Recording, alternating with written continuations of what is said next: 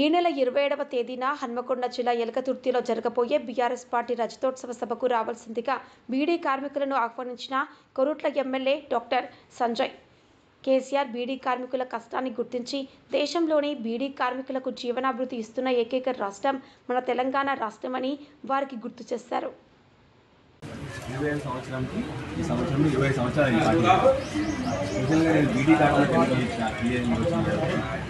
మన దేశంలో ఇప్పటివరకు స్వాతంత్రం వచ్చిన తర్వాత మన దేశంలోనే స్వాతంత్రం వచ్చి 77 ఏళ్ళు అయింది. ఇప్పటి వరకు బీడీ కార్మికులకు పెన్షన్ ఇచ్చిన ఏకైక రాష్ట్రం తెలంగాణ.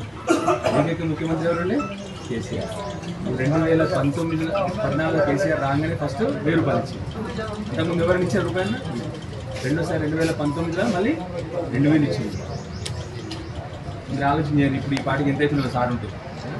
అయితే ఒకసారి మేము అందరినీ మళ్ళీ మా 25 సంవత్సరంలో పోతున్నాం కాబట్టి పార్టీ ఆశీర్వదించండి అని చెప్పి మా మీటింగ్ అవుతున్నది. ఇప్పుడు ఇవన్నీకి వచ్చినండి మీ అందరూ అర్థమైంది తల్లి రాండమ్మా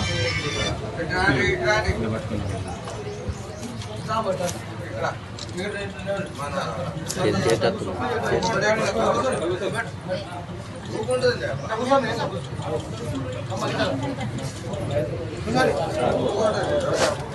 మీ అందరిని కోరేది ఒకటే చిన్న కోరిక, ఆశీర్వదించండి.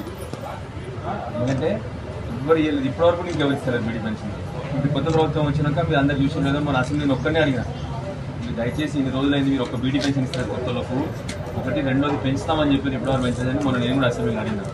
కేసీఆర్ సార్ ఆలోచించి ఇంకా వేరే రాష్ట్రం లేదు, 16 రాష్ట్రాల్లో బీడీ చేస్తారు. ఇప్పటికి కూడా మనం మొదలుపెట్టి 10 ఏళ్ళు అయిపోయింది కూడా ఇప్పటికి కూడా వేరే రాష్ట్రంలో ఇంకా బీడీ కార్మికులకు ఇస్తారు.